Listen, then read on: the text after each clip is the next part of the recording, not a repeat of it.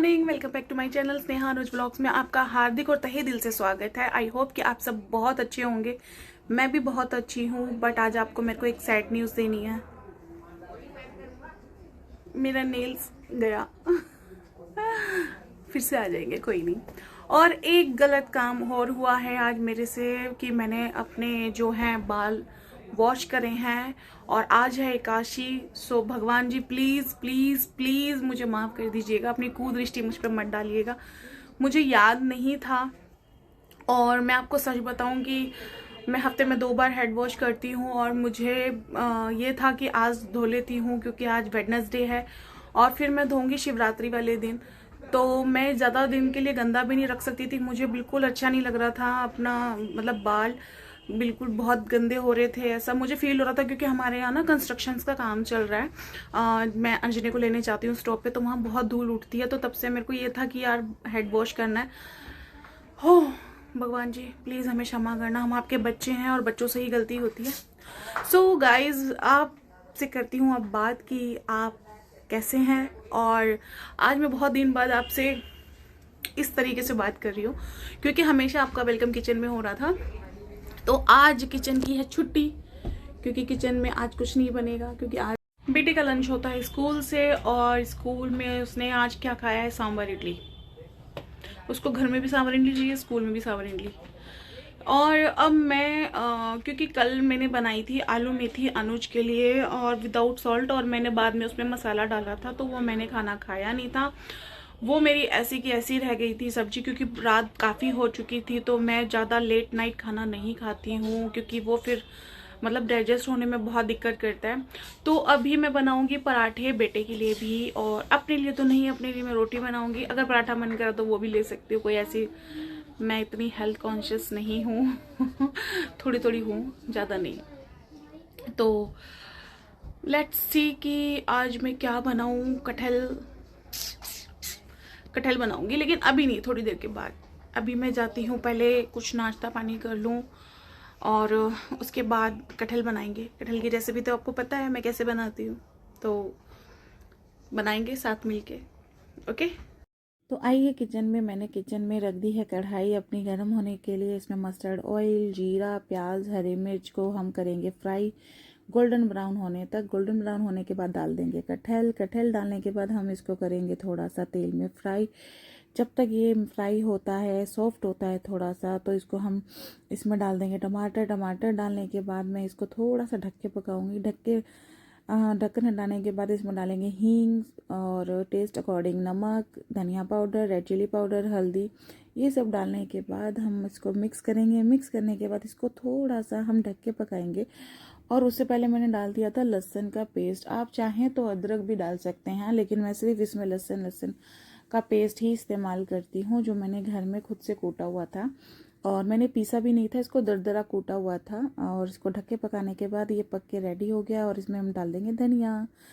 अब यहाँ पर मैंने धोए थे कपड़े, तो कपड़े धोने के बाद इनका आता है काम इनको डिवाइड करने का। डिवाइड में जाते हमारे कुछ कपड़े प्रेस के, वो मैं अलग कर रही हूँ। कुछ हमारे जाएंगे अलमारी में, अंजनी के कपड़े अंजनी की अलमारी में, अनुज के कपड़े अनुज की अलमारी में, और जो किचन के हमारे हैंड टॉवल्स होते हैं वो जाएंगे किचन में। तो सबसे ज़्यादा कपड़े जाते हैं मेरे कबर्ड में, क्योंकि मेरे कबर्ड में होती हैं चादरें और कुशन्स कवर। तो सबसे ज़्यादा प्रॉब्लम मुझे मेरी अलमारी में, सबसे जगह भी नहीं होती है, फिर भी मुझे रखना तो पड़ता ही है। और ये मैंने बांध दिए थे प्रेस के कपड़े। इन सारे कामों से फ्री होने के बाद मैं कुछ आप लोगों से बैठ के बात करूँगी, क्योंकि बहुत दिन हो गए जो बात नहीं हुई है। सो गाइस, घर के काम तो कभी ख़त्म नहीं होते, कुछ ना कुछ लगा रहता है। और हमेशा की तरह आज मैंने 1-2 वीडियोस कुछ ऐसी देख ली जिससे मुझे अपने पापा की याद आने लग गई।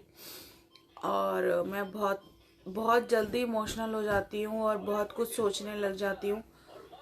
तो मैंने सोचा कि आप लोगों से आके बैठ के, बहुत दिन भी हो गए हैं, बात नहीं हो पाई है। और मैं आपको ना अपना सूट दिखाती हूँ, थोड़ा मेरा मन बहल जाएगा। एक्चुअली में मेरा ये सूट काफ़ी टाइम से पड़ा हुआ था टेलर भैया के पास, तो आज ही उन्होंने मुझे दिया है। और मैं शिवरात्रि पे मतलब नया ही कपड़ा पहनती हूँ, कोई भी वैसा हो त्योहार या फास्टिंग होती है। तो ये पीच कलर का सूट मैंने रेडी करवाया था और मुझे वैसे तो ये कलर बहुत पसंद है पर्सनली। और इसमें ना लेस नहीं लगी हुई थी, सो ये लेस मैंने खुद से मतलब बोला उनको लगाने के लिए। मैं डिज़ाइन भी पहले खुद से दिया करती थी उनको, नेक डिज़ाइन बाजू के, लेकिन अब नहीं देती। अब मैं जितना सिंपल सूट पहनना पसंद करती हूँ, क्योंकि फैब्रिक खरीदो फिर उसको स्टिच कराओ, मुझे पर सूट मतलब 3-3.5 हज़ार रुपये पहुँच रहा था। तो मैं अब और सिंपल सूट सिलवाने में ना एक फ़ायदा है कि आप इसको मतलब सिंपल लगते हो यार। मैं मतलब पहले बहुत ज़्यादा नेक डिज़ाइन, बैक डिज़ाइन और स्लीव्स पे डिज़ाइन बनाती थी ना, तो वो मुझे सोचना पड़ता था कि मैं किस ओकेशन पे पहनूं। और लेस का आइडिया मुझे कैसा आया था, क्योंकि मेरे इस सूट के नीचे बॉर्डर पे ना लेस थी, मेरे पूरे सूट पे लेस है, आप देख पा रहे होंगे अगर, है ना। तो मैंने ये सिंपल चुन्नी थी, तो मैंने कहा कि आप मुझे मतलब लेस लगा दोगे, तो उन्होंने बोला हाँ लगा देंगे। तो मुझे इस टाइप की लेस चाहिए थी, तो मिल गई थी, लेकिन वो कम थी और चुन्नी में ज़्यादा लगती है चारों तरफ, तो उनके पास वो जो बंडल था लेस का वो कम था, तो मैंने फिर ये ले लिया और मैच हो गया था। तो ये सूट आज मेरा बन के आया है। और एक ये स्कार्फ कह लो या मफलर, कुछ भी कह सकते हो आप, ये मुझे दिलाया है अनुज ने। ये है लाइट वाइन कलर, बिल्कुल लाइट वाइन कलर है। जैसे आप ये देख रहे हो ना, ये महरून दिख रहा है आपको डार्क, और वैसे एक्चुअल में ये महरून ही है। इसके नीचे मैंने वाइन वो पहना हुआ है पैंट, और ये लाइट वाइन कलर का एक स्कार्फ बहुत अच्छा है। देखो इस पे कढ़ाई हो रखी है, कॉटन है, प्योर कॉटन है। ये मुझे अन्नू ने दिलाया है संडे को, और मतलब मुझे वाइन, तो मैं इसको पहनूंगी अब शिवरात्रि पे। यहाँ पे देखो मेरा टेलर भैया नाम लिख देते हैं और बैलेंस वगैरह, और 1800 का बिल। माय गॉड, इतनी महंगी सिलाई है ना, बहुत ज़्यादा। तो मुझे तो अब ऐसा लगता है कि ना बने बनाए ले लो, वो ज़्यादा बेटर है। ये क्या लग गया मुझे, चिमकनी टाइप की, बोलो गाइस। मैं ना अपने पापा को एक गेम करके 90 और 10 की पैसे दे दिए। तो मैं जस्ट अपना मन बहला रही हूँ, क्योंकि मैंने आपको बताया कि मैंने कुछ इमोशनल वीडियोस देख ली, एक दो, जिसकी वजह से मेरा दिमाग थोड़ा सा अपसेट हो जाता है। और आप लोगों से मुझे बस इतना ही कहना है कि किसी बेटी के ना माँ बाप नहीं जाने चाहिए, क्योंकि वो शायद फिर अपने आप को अकेला महसूस करती है। और मेरी मम्मी से तो मेरी इतनी अटैचमेंट शुरू से रही नहीं मेरी, जितनी मेरे पापा से रही है। तो ऐसा नहीं है कि मम्मी के लिए मन में कुछ प्यार प्रेम कुछ वो नहीं है।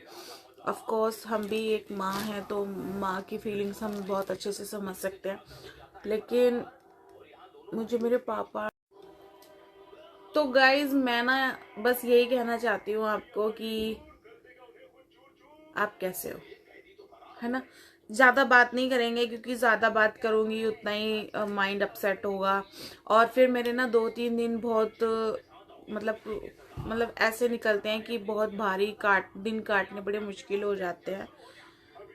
तो मैं नहीं चाहती कि कुछ दिमाग पे जोर रहे मेरे, तो इसीलिए, क्योंकि काफ़ी टाइम से आप लोगों से ऐसे फेस टू फेस बात नहीं हो पाएगी, तो मैंने सोचा कि शायद एक यही मतलब रास्ता है कि बैठ के आपसे बात कर सकूं। तो देखती हूँ मैं, एक सेकेंड। अंजने क्या कर रहे हो आप? मजाक कर रहा हूँ। हाँ कुछ नहीं। कुछ तो मजाक। इसमें डाल दो फेविकोल। नहीं, इसको क्यों डाल रहे हो? मन लग रहा है। नो, अभी कोई स्टेशनरी स्कूल तो जानी नहीं है, एग्जाम चल रहे, इसको बंद करो और सही से रखो। बंदी नहीं हो रहा। लाओ मेरे पास, मैं करूँ। तो गाइज यही होता है कि आप ना मतलब किसी भी चीज़ को लेके सेंटी होते हैं या इमोशनल होते हैं, तो आप अपना मूड ठीक करने के लिए ना खुद ही कुछ ना कुछ रास्ता निकालिए, ताकि आपके जो आगे के दिन हैं वो खराब ना हो और माँ बाप की याद किसको नहीं आती, सबको आती है, मुझे तो बहुत ही ज़्यादा आती है। अच्छा, मैं ना आपको कल की एक बात बताती हूँ। कल बग प्रॉब्लम आ रही थी इंस्टाग्राम एंड फेसबुक पे, तो मेरी फ्रेंड ने मुझे मैसेज किया कि कहाँ मर गई है, क्या है क्या है। मुझे पता नहीं था कि वो इस टाइप के मैसेज कर रही है, जो व्हाट्सएप पे ना ऊपर शो हो जाता है मेरे फ़ोन में। तो मैं देख रही थी एक नेटफ्लिक्स पे सीरीज़। तो जब मैं वो कंटिन्यूसली, एक्चुअली मैं जब मैं किचन में काम कर रही होती हूँ ना कुछ ना कुछ ऐसी सीरीज़ लगा लेती हूँ ताकि मेरा टाइम भी पास हो जाए और मैं सीरीज़ भी देख लूँ। तो मैं वो सीरीज़ देख रही थी, तो मुझे नहीं पता कि वो इंस्टाग्राम के डीएम में अंदर मैसेज डाले जा रही है। तो जब उसका व्हाट्सएप पे मैसेज आया, कहाँ मर गई है, कहाँ है कहाँ है कहाँ है, तो धड़ाधड़ एक एक मैसेज ना, एक एक लाइन के मैसेज मेरे पास आने लग गए, ऊपर में शो हो रहे थे। तो मैंने उसको खोला कि ये क्या भेज रही है, क्या हो गया इसको। तो कहती है, तुझे पता है इंस्टाग्राम फेसबुक बग हो गया। मैंने कहा हाँ बग हो गया। तो बोलती हाँ यार मेरा कुछ भी नहीं चल रहा, ये है वो है, तू अपना चला के देख। तो जब मैंने देखा तो सच में वो बिल्कुल नहीं चल रहा था। फेसबुक आईडी एकदम ओपन करते ही लॉग आउट हो गई, इंस्टाग्राम ओपन हो रहे थे, डीएम्स चल रहे थे, लेकिन हम उस पर कुछ भी पोस्ट और कुछ भी रील्स अपलोड नहीं कर पा रहे थे, लाइव नहीं आ पा रहे थे, लाइव दिख नहीं पा रही थी। तो वो मतलब मेरी जो फ्रेंड का मैसेज आया था, वो बहुत बहुत मतलब इन सब चीज़ों को बहुत डीपली सोच लेती है, क्या होगा, कैसे टाइम पास होगा। तो मैंने उसको बोला तू भी यूट्यूब पे आ जा। एक ही उपाय। तो लेकिन ना जैसे 8:54 यानी कि 9 बजे ही समझो, 9 बजे ये दोनों चीज़ें बग हुई थी, इंस्टा और फेसबुक, और आधे पौने घंटे में चल भी गई थी, इतनी कोई बड़ी बात नहीं थी। और लोग इधर उधर भागने लगे, जैसे यूट्यूब वाले यूट्यूब पे भागने लगे, लाइव स्ट्रीमिंग करने लगे, ट्विटर पे भाग गए, तो व्हाट्सएप पे चलने लगे। तो हम यही सोच रहे थे अरे यार व्हाट्सएप बंद हो जाएगा तो क्या होगा। तो बहुत सी चीज़ें ऐसी आपकी लाइफ में बहुत इंपॉर्टेंट हो चुकी हैं कि जिनके बिना आप लोगों को गुजारा नहीं है। जैसे ना पहले के टाइम की बात मैं आपको बताती हूँ।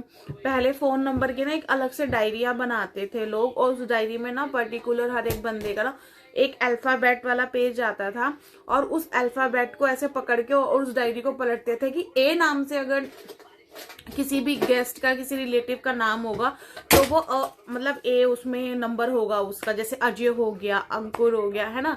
और किसी का एस से नाम है तो वो एस वाले अल्फाबेट में होगा। तो पहले ना लोग नंबरों की डायरी विद एड्रेस बनाया करते थे कि ये उनका नंबर है, ये उनका एड्रेस है, और डायरी पे डिपेंड रहते थे। अब लोग हो गए हैं फोन में कन्वर्ट। अब लोगों को पहले लोगों को पता नहीं पूरे पूरे खानदान के नंबर याद रहते थे, और पूरे पूरे लोगों के नंबर डायरीज में रखते थे।